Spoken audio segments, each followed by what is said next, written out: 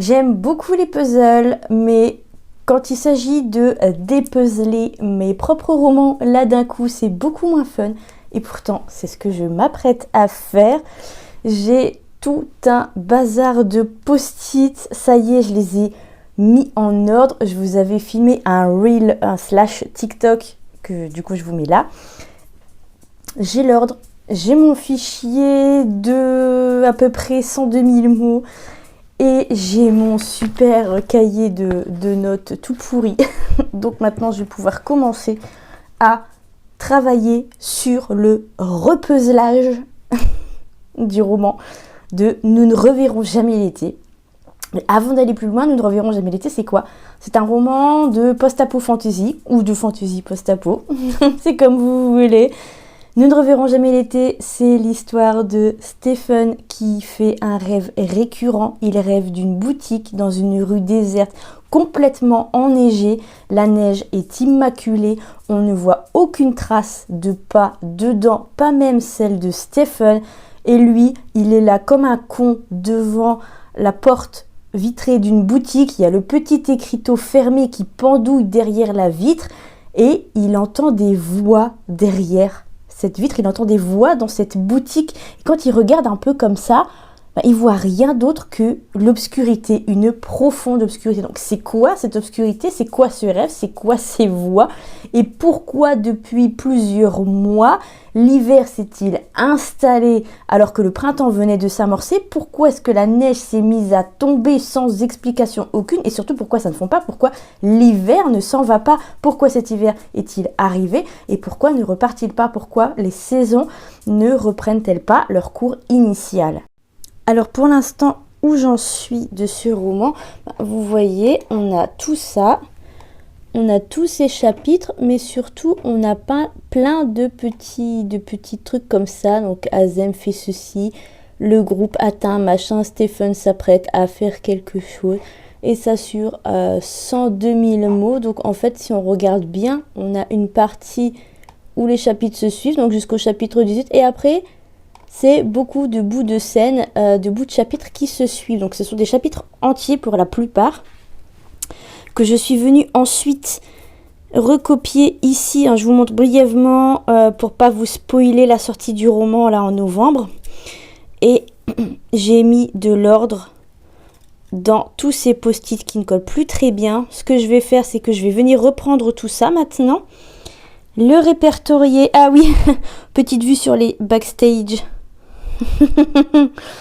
Je vais venir tout répertorier dans mon cahier et venir compléter les trous comme un puzzle.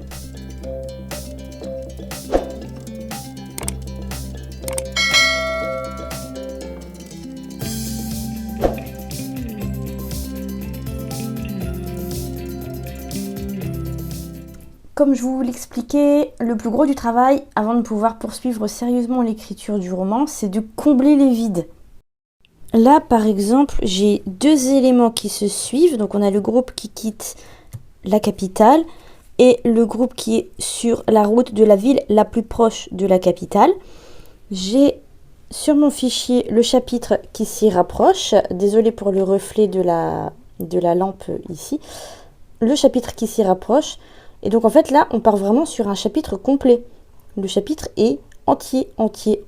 Mais ce qui se passe ensuite, c'est qu'on a une suite directe par rapport à un autre personnage qui n'est pas avec les persos de ce chapitre-là. Et ça manque de transition en fait tout ça.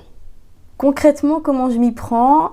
Et donc pour dépuzzler tout ça, pour remettre de l'ordre dans tout ça, et sans rentrer dans les détails techniques. Alors, si néanmoins ces détails techniques vous intéressent, je vous renvoie à mon mini cours d'écriture dédié dans le petit i et le lien figure aussi dans la description. Alors encore une fois, comme je vous le disais, j'ai des bouts de romans pour toute la seconde moitié de Nous ne reverrons jamais l'été. C'est-à-dire que j'ai écrit la première moitié à peu près dans l'ordre et le reste est complètement parti en cacahuète parce que j'avais pas préparé jusque-là, parce que c'est un roman assez ambitieux par rapport à ce que j'avais l'habitude d'écrire jusqu'en 2020. Donc ce roman, il faut savoir que j'ai commencé à l'écrire en mai 2021. Donc ouais, ça va faire 3 ans. Et à ce moment-là, tout ce qui était enjeu géopolitique, etc., ça me passait complètement 10 km au-dessus de la tête.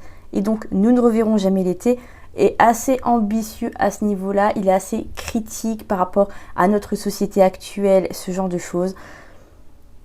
Et donc, j'ai des bouts de roman pour toute la seconde moitié de Nous ne reverrons jamais l'été. Parfois, ça manque d'une transition, comme pour l'exemple que j'ai pris tout à l'heure. Parfois, ça manque carrément d'un point narratif. Mais pour des raisons pratico-pratiques, j'ai opté pour ce que je vais appeler un petit vide à combler parce que j'ai besoin d'être vraiment dans le truc en fait pour les vides plus complexes à combler. J'ai besoin de faire ça à tête reposée. Je le ferai donc hors caméra.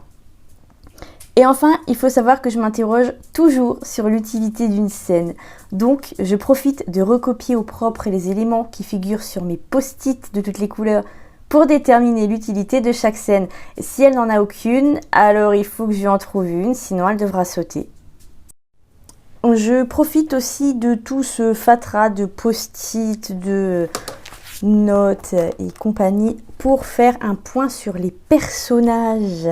C'est le moment de voir qui a vraiment été mis en avant, qui j'ai vraiment mis en avant.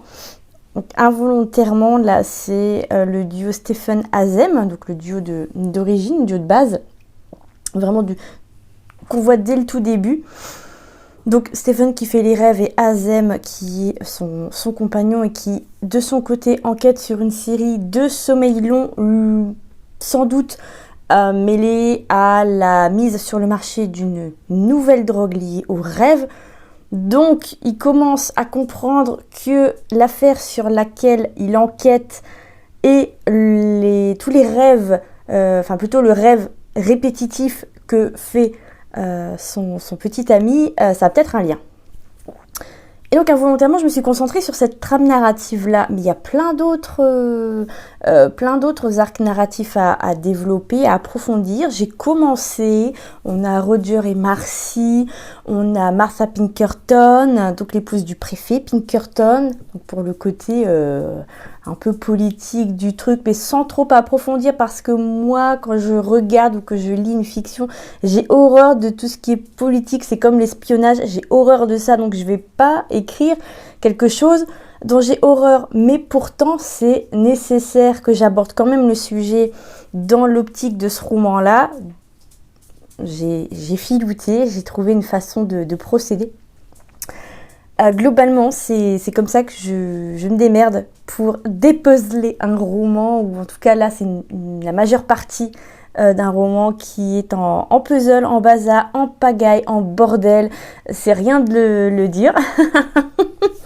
Si vous avez des questions plus spécifiques par rapport à ça, par rapport à ce roman, qui je le rappelle sortira en novembre de cette année, donc novembre 2024, l'espace commentaire est là pour vous. Pensez à poussifier la vidéo, c'est hyper important, à vous abonner à la chaîne pour ne pas louper les futures vidéos. Il y a plein de petites choses, de vidéos que j'ai pas l'habitude de faire. Voilà, des nouveaux concepts avec de gros guillemets que je suis en train de vous préparer. Donc surtout, abonnez-vous pour pas louper tout ça.